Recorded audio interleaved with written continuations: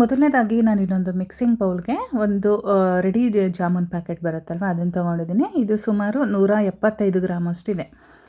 ಇಷ್ಟಾದರೆ ಸಾಕಾಗುತ್ತೆ, ಇನ್ನೂ ಹೆಚ್ಚು ಬೇಕು ಅನ್ನೋರು ಇನ್ನೊಂದು ಪ್ಯಾಕ್ ತೊಗೊಳ್ಬೋದು. ಸೊ ಇದಕ್ಕೆ ಸ್ವಲ್ಪ ಸ್ವಲ್ಪನೇ ನೀರನ್ನು ಹಾಕ್ಕೊಂಡು ಮಿಕ್ಸ್ ಮಾಡ್ಕೊಳ್ತಾ ಇದ್ದೀನಿ. ನಾವು ಕರೆಕ್ಟಾಗಿ ಬರಬೇಕು, ಹದವಾಗಿ ಬರಬೇಕು, ಒಡಿದೇನೆ ಕ್ರ್ಯಾಕ್ ಆಗ್ದೇ ಬರಬೇಕು ಅಂತ ಅಂದರೆ ಈ ಮಿಕ್ಸ್ ಮಾಡಬೇಕಾದ್ರೆ ಕೆಲವೊಂದು ಸೀಕ್ರೆಟ್ನ ನಾವು ಪಾಲಿಸ್ಬೇಕಾಗುತ್ತೆ. ಅದೇನು ಅಂತ ಅಂದರೆ ಇವಾಗ ನೋಡಿ, ನಾನು ನೀರು ಹಾಕಿರೋದು ನಿಮಗೆ ಸ್ವಲ್ಪ ತೆಳು ಅನ್ನಿಸ್ತಾ ಇರ್ಬೋದು. ಅದು ಕೈಗೆಲ್ಲ ಅಂಟ್ತಾ ಇರೋ ಥರ ನಾನು ಸ್ವಲ್ಪ ಮಿಕ್ಸ್ ಮಾಡ್ಕೊಂಡಿದ್ದೀನಿ. ಹಾಗೇ ಇರಬೇಕು. ಈ ರೀತಿ ಇದ್ರೇ ನಮಗೆ ಹೊಡಿದೇನೆ ಕ್ರ್ಯಾಕ್ ಆಗ್ದೇ ಬರೋದು. ಒಂದೇ ಒಂದು ಸ್ಪೂನಷ್ಟು ಎಣ್ಣೆ ಹಾಕಿದ್ದೀನಿ. ಇಷ್ಟು ಹಾಕಿ ಜಸ್ಟ್ ಬೆರಳಲ್ಲಿ ಮಾತ್ರ ಮಿಕ್ಸ್ ಮಾಡಿರೋದು. ನಾವು ಚಪಾತಿ ಹಿಟ್ಟೆಲ್ಲ ನಾದ್ತೀವಲ್ಲ ಆ ರೀತಿ ನಾದಬಾರ್ದು. ಇಷ್ಟಾದಮೇಲೆ ಒಂದು 10 ನಿಮಿಷ ಅದನ್ನು ನೆನೆಯೋದಕ್ಕೆ ಬಿಡ್ತೀನಿ. ಅದಾದಮೇಲೆ ಈಗ ಈ ಕಡೆ ಇನ್ನೊಂದು ಕಡಾಯಿ ಇಟ್ಕೊಂಡಿದ್ದೀನಿ. ಕಡಾಯಿಗೆ 1 ಕಪ್ ಸಕ್ಕರೆ ಹಾಗೆ 1 ಕಪ್ಪು ನೀರನ್ನು ಸೇರಿಸ್ಕೊಂಡಿದ್ದೀನಿ. ಡ್ರೈ ಜಾಮೂನ್ ಮಾಡ್ತಾ ಇರೋದ್ರಿಂದ ನೀರು ಜಾಸ್ತಿ ಬೇಕಾಗಲ್ಲ. ಪಾಕದ ಅವಶ್ಯಕತೆ ನಮಗಿಲ್ಲಿ ಜಾಸ್ತಿ ಇಲ್ಲ. ಹಾಗಾಗಿ ಒಂದೇ 1 ಕಪ್ಪು ನೀರನ್ನು ಹಾಕ್ಕೊಂಡ್ರೆ ಸಾಕಾಗತ್ತೆ. ಪಾಕನ ನಾವು ಯಾವ ರೀತಿ ಕಾಯಿಸ್ಕೊಳ್ಬೇಕು ಅಂತ ಅಂದರೆ, ಕೈಯಲ್ಲಿ ಮುಟ್ಟಿದರೆ ನಮಗೆ ಆಯಿಲ್ನ ಮುಟ್ತೀವಲ್ಲ ಆ ರೀತಿ ಫೀಲ್ ಆಗಬೇಕು. ನೋಡಿ, ಈ ರೀತಿ ಮುಟ್ತಾ ಇದ್ದರೆ ನಮಗೆ ಆಯಿಲ್ ಮುಟ್ತಾ ಇದ್ದೀವೇನೋ ಅನ್ನೋ ಥರ ಫೀಲ್ ಆಗಬೇಕು.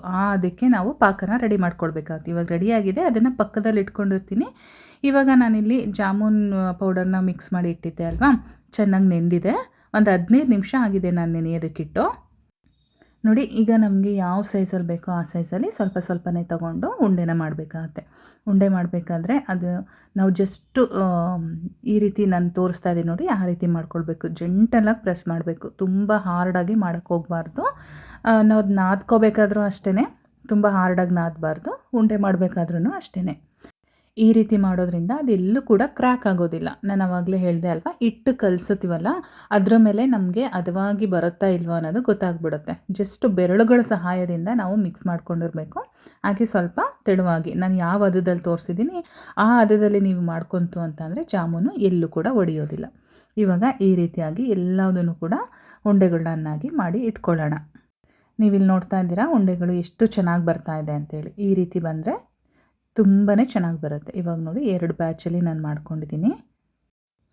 ಇವಾಗ ಸ್ಟವ್ ಮೇಲೊಂದು ಕಡಾಯಿ ಇಟ್ಕೊಂಡು ಕಡಾಯಿಗೆ ಕರಿಯೋದಕ್ಕೆ ಎಷ್ಟು ಎಣ್ಣೆ ಬೇಕಾಗುತ್ತೆ ಅಷ್ಟು ಎಣ್ಣೆನ ಹಾಕಿ, ಎಣ್ಣೆ ಜಾಸ್ತಿ ಕಾಯ್ದಿರಬಾರ್ದು. ಈಗ ನೀವು ನೋಡ್ತಾ ಇದ್ದೀರಲ್ವ, ಹಾಕಿದ ತಕ್ಷಣ ಅದೇನು ತುಂಬ ಗುಳ್ಳೆ ಗುಳ್ಳೆ ಬರ್ತಾ ಇಲ್ಲ, ಮೀಡಿಯಮ್ಮಾಗಿ ಎಣ್ಣೆ ಕಾದಿದೆ. ಹೀಗೆ ಕಾದಿರಬೇಕು. ಜಾಮೂನ್ ಕರಿಯೋದಕ್ಕೆ ಯಾವಾಗಲೂ ತುಂಬ ನಾವು ಕಾಯಿಸ್ಕೊಳ್ಬಾರ್ದು ಎಣ್ಣೆನ. ಮೀಡಿಯಮ್ಮಾಗಿ ಕಾಯಿಸ್ಕೊಂಡು ಈ ರೀತಿ ಒಂದೊಂದೇ ಉಂಡೆಗಳನ್ನ ಹಾಕ್ಕೊಂಡು ಎಷ್ಟು ಇಡ್ಸುತ್ತೋ ಅಷ್ಟನ್ನೇ ಹಾಕ್ಕೊಳ್ಳಿ. ಮತ್ತು ಲೋ ಮೀಡಿಯಮ್ ಫ್ಲೇಮಲ್ಲಿ ಇಟ್ಕೊಳ್ಬೇಕು. ಜಾಮೂನ್ ಹೇಗೆ ಅಂತ ಅಂದರೆ ಬೇಗನೆ ಕಪ್ಪಗಾಗ್ಬಿಡುತ್ತೆ, ಬೇಗನೆ ಕಲರ್ ಚೇಂಜ್ ಆಗಿಬಿಡುತ್ತೆ. ಹಾಗಾಗಿ ಲೋ ಮೀಡಿಯಮ್ ಫ್ಲೇಮಲ್ಲಿ ಇಟ್ಕೊಂಡು ಈ ರೀತಿ ಯಾವಾಗಲೂ ಅದು ಸ್ಪ್ಯಾಚುಲ ತೆಗಿಬಾರ್ದು. ಕರಿಬೇಕಾದ್ರೆ ಈ ರೀತಿ ಮಾಡ್ತಾನೆ ಇರಬೇಕು. ನಾನು ಯಾವ ರೀತಿ ಮಾಡ್ತಾಯಿದ್ದೀನಿ ನೋಡಿ, ಆ ರೀತಿ ಮಾಡಿದ್ರೆ ಅದು ರೌಂಡ್ಗೆ ಸುತ್ತುತ್ತೆ ಒಳಗಡೆನೆ. ಆವಾಗ ಈವನ್ನಾಗಿ ಎಲ್ಲ ಕಡೆನೂ ಕೂಡ ಚೆನ್ನಾಗಿ ಬೇಯುತ್ತೆ. ಯಾವಾಗಲೂ ಜಾಮೂನ್ ಮಾಡಬೇಕಾದ್ರೆ ನಾವು ಇಷ್ಟನ್ನು ಮಾತ್ರ ನೆನಪಲ್ಲಿ ಇಟ್ಕೊಳ್ಬೇಕು. ಒಂದು, ನಾವು ಯಾವ ರೀತಿ ಮಿಕ್ಸ್ ಮಾಡ್ತೀವಿ ಅನ್ನೋದು. ಇನ್ನೊಂದು, ನಾವು ಯಾವ ರೀತಿ ಎಣ್ಣೆಯಲ್ಲಿ ಕರಿತೀವಿ ಅಂತೇಳಿ. ಇದು 2 ನಮಗೆ ಪರ್ಫೆಕ್ಟ್ ಆಯಿತು ಅಂತ ಅಂದರೆ ಜಾಮೂನು ತುಂಬಾ ಚೆನ್ನಾಗಿ ಬರುತ್ತೆ. ಇವಾಗ ನೋಡ್ತಾ ಇದ್ದೀರಲ್ವ, ಕಲರ್ ಈವನ್ನಾಗಿ ಯಾವ ರೀತಿ ಚೇಂಜ್ ಆಗಿದೆ ಅಂತೇಳಿ. ಇಷ್ಟಾದರೆ ಸಾಕು. ಇದನ್ನು ತೆಗೆದು ಇವಾಗ ನಾವೇನು ಸಕ್ಕರೆ ಪಾಕ ರೆಡಿ ಮಾಡಿ ಇಟ್ಕೊಂಡಿದ್ವಿ ಅದರೊಳಗಡೆ ಸೇರಿಸ್ಕೊಳ್ತಾ ಇದ್ದೀನಿ.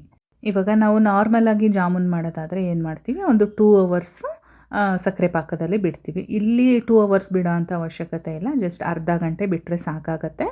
ತುಂಬ ಸ್ವೀಟ್ ಬೇಡ ಅಂತಂದರೆ ನೀವು ಇನ್ನೂ ಬೇಗನೆ ತೆಗಿಬೋದು. ಸೊ ನಾನಿವಾಗಿಲ್ಲಿ ಒಂದು ಅರ್ಧ ಗಂಟೆಗಳ ಕಾಲ ಬಿಡ್ತೀನಿ.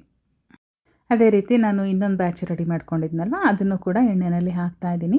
ಇವಾಗ ನಾವು ಫುಲ್ಲು ಲೋ ಫ್ಲೇಮಲ್ಲಿ ಇಟ್ಕೋಬೇಕು. ಏಕೆಂದರೆ ಆವಾಗಲಿಂದ ಒಂದು ಬ್ಯಾಚ್ ಕರೆದಿರ್ತೀವಲ್ವ, ಎಣ್ಣೆ ಚೆನ್ನಾಗಿ ಕಾಯ್ದಿರುತ್ತೆ. ಹಾಗಾಗಿ ಫುಲ್ಲು ಲೋ ಫ್ಲೇಮಲ್ಲಿ ಇಟ್ಕೊಂಡು ನಾವು ಜಾಮೂನ್ ಉಂಡೆಗಳನ್ನ ಹಾಕಬೇಕಾಗತ್ತೆ. ಆವಾಗಲೂ ಕೂಡ ತುಂಬಾ ಚೆನ್ನಾಗಿ ಕರಿಬೋದು ನಾವು ಲೋ ಫ್ಲೇಮಲ್ಲಿ ಇಟ್ಕೊಂಡಾಗ.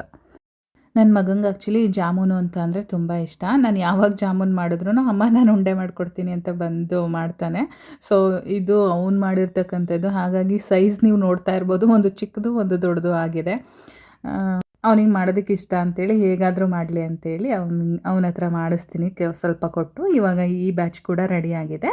ಇದು ಕೂಡ ನೋಡಿ ಎಲ್ಲೂ ಕ್ರ್ಯಾಕ್ ಆಗ್ದಂಗೆ ಅಷ್ಟು ನೀಟಾಗಿ ಬಂದಿದೆ. ಇವಾಗಲೇ ನೀವು ಫಸ್ಟ್ ಬ್ಯಾಚ್ ನೋಡ್ತಾ ಇರ್ಬೋದು ಎಷ್ಟು ಸ್ವಲ್ಪ ಸೈಜು ದೊಡ್ಡದಾಗಿದೆ ಅಂತೇಳಿ. ಅದ್ರ ಜೊತೆಗೆ ಇದನ್ನು ಕೂಡ ಹಾಕಿ ಒಂದು 1/2 ಅವರ್ ಬಿಡ್ತೀನಿ. ಇವಾಗ ಸುಮಾರು ಅರ್ಧ ಗಂಟೆ ಹಾಕಿದೆ. ನೋಡಿ ಇಲ್ಲಿ ಸಕ್ಕರೆ ನೀರೆಲ್ಲ ಸ್ವಲ್ಪ ಎಳ್ಕೊಂಡಿದೆ, ಅದು ಸಾಕು, ಇಷ್ಟ ಆದರೆ ಸಾಕಾಗತ್ತೆ. ಇವಾಗ ನಾನು ಇದನ್ನು ಒಂದು ಪ್ಲೇಟ್ಗೆ ಟ್ರಾನ್ಸ್ಫರ್ ಮಾಡ್ಕೊಳ್ತೀನಿ. ನಾನಿವಾಗ ಒಂದು ಬ್ಯಾಚು ಮುಂಚೆ ಏನು ಕರೆದಿಟ್ಕೊಂಡಿದ್ದೆ ಆ ಬ್ಯಾಚನ್ನು ಮಾತ್ರ ಟ್ರಾನ್ಸ್ಫರ್ ಮಾಡ್ಕೊಳ್ತಾ ಇದ್ದೀನಿ. ಯಾಕೆ ಅಂತ ಅಂದರೆ ನನ್ನ ಮಗ ನಂಗೆ ಸ್ವಲ್ಪ ಹಾಗೇ ಬೇಕು ಅಂತ ಕೇಳಿದ್ದ. ಸೊ ನಾವು ಹಾಗೆ ಬೇಕಾದ್ರೂ ಇನ್ನೊಂದು 2 ಅವರ್ಸು ಹಾಗೆ ಬಿಟ್ಬಿಟ್ಟು ನಾವು ಡೈರೆಕ್ಟಾಗಿ ಹಾಗೆ ತಿನ್ಬೋದು. ಇಲ್ಲ ಡ್ರೈ ಜಾಮೂನ್ ಬೇಕು ಅಂದರೆ ಈ ರೀತಿ ನೋಡಿ, ನಾನಿಲ್ಲಿ ಡೆಸಿಗೇಟೆಡ್ ಕೊಕೊನಟ್ ಪೌಡರ್ನ ತೊಗೊಂಡಿದ್ದೀನಿ. ಅದನ್ನು ಸ್ಪ್ರಿಂಕಲ್ ಮಾಡ್ಕೊಳ್ತಾ ಇದ್ದೀನಿ. ಜೊತೆಗೆ ಅದ್ರ ಮೇಲ್ಮೇ ಒರಳಿಸ್ಕೊಳ್ಬೋದು ಅಥವಾ ಈ ರೀತಿ ಸ್ಪ್ರಿಂಕಲ್ ಮಾಡ್ಕೊಳ್ಬೋದು. ಡೆಸಿಗೇಟೆಡ್ ಕೊಕೊನಟ್ ಪೌಡರ್ ಇಲ್ಲ ಅಂತ ಅಂದರೆ ನಾವು ಕೊಬ್ಬರಿದು ಮೇಲ್ಭಾಗ ಏನು ಬ್ಲ್ಯಾಕ್ ಪಾರ್ಟ್ ಇರುತ್ತೆ ಅದನ್ನು ತೆಗೆದುಬಿಟ್ಟು ಸಣ್ಣದಾಗಿ ಕಟ್ ಮಾಡಿಕೊಂಡು ಮಿಕ್ಸಿನಲ್ಲಿ 1-2 ಪಲ್ಸ್ ಮಾಡಿಕೊಂಡ್ರೆ ನಮಗೆ ಕೊಬ್ಬರಿ ಪೌಡರ್ ರೆಡಿ ಆಗುತ್ತೆ. ಸೊ ಅದನ್ನು ಬೇಕಾದರೆ ನಾವು ಯೂಸ್ ಮಾಡ್ಕೋಬೋದು. ಮನೆಯಲ್ಲಿ ಡೆಸಿಗೇಟೆಡ್ ಕೊಕೊನಟ್ ಪೌಡರ್ ಇತ್ತು ಅಂತ ಹೇಳ್ಬಿಟ್ಟು ನಾನು ಇದು ಯೂಸ್ ಮಾಡ್ತಾಯಿದ್ದೀನಿ. ಎಲ್ಲ ಕಡೆ ಸೂಪರ್ ಮಾರ್ಕೆಟಲ್ಲಿ ಸಿಗುತ್ತೆ. ಯಾವಾಗಲಾದರೂ ಆ ಕಡೆ ಹೋದಾಗ ಒಂದು ಅರ್ಧ ಕೆಜಿಯಷ್ಟು ತಂದಿಟ್ಕೊಂಡಿರಿ, ಏನಕ್ಕಾದರೂ ಬೇಕಾಗುತ್ತೆ, ಚೆನ್ನಾಗಿರುತ್ತೆ ಫ್ಲೇವರ್ಫುಲ್ಲಾಗಿ. ಸೊ ಇವಾಗ ನಮ್ಮ ಡ್ರೈ ಜಾಮೂನ್ ರೆಡಿಯಾಗಿದೆ. ತುಂಬಾ ಈಸಿ, ಯಾರಾದರೂ ಗೆಸ್ಟ್ ಬಂದಾಗ ಕೂಡ ಇಮಿಡಿಯೇಟಾಗಿ ನೀವು ಮಾಡ್ಕೊಳ್ಬೋದು. ಯಾಕೆಂದರೆ ತುಂಬ ಹೊತ್ತು ನಾವು ಪಾಕದಲ್ಲಿ ಬಿಡೋ ಅಂಥ ಅವಶ್ಯಕತೆ ಇಲ್ವಲ್ಲ, ಹಾಗಾಗಿ ಟೇಸ್ಟ್ ವೈಸ್ ಅಂತೂ ತುಂಬಾ ಚೆನ್ನಾಗಿರುತ್ತೆ. ನೀವು ಹೊರಗಡೆಯಿಂದ ಹೇಗೆ ತೊಗೊಬರ್ತೀರೋ ಅದೇ ಟೇಸ್ಟಲ್ಲಿರುತ್ತೆ. ಸೊ ತುಂಬ ಚೆನ್ನಾಗಿತ್ತು. ನನ್ನ ಮಗ ಇದು ಬೇಡ ಅಂತಿದ್ದನು 2 ತಿಂದ ಅವನು. ಸೊ ಈ ರೆಸಿಪಿ ನಿಮಗೆಲ್ಲ ಇಷ್ಟ ಆಯಿತು ಅಂತ ತಿಳ್ಕೊಳ್ತೀನಿ. ಇಷ್ಟ ಆದರೆ ವಿಡಿಯೋಗೊಂದು ಲೈಕ್ ಮಾಡಿ, ಶೇರ್ ಮಾಡಿ, ಹಾಗೆ ಇನ್ನೂ ಸಬ್ಸ್ಕ್ರೈಬ್ ಮಾಡ್ಕೊಂಡಿಲ್ಲ ಅಂದರೆ ಸಬ್ಸ್ಕ್ರೈಬ್ ಮಾಡ್ಕೊಳ್ಳಿ. ನಾನು ಮತ್ತೆ ಸಿಗ್ತೀನಿ ಮುಂದಿನ ವಿಡಿಯೋದಲ್ಲಿ. ಹಾಗೆ ಫೇಸ್ಬುಕ್ಕಲ್ಲಿ ನೋಡ್ತಾ ಇರೋರು ಫಾಲೋ ಮಾಡೋದಂತೂ ಮರಿಬೇಡಿ. Thank you.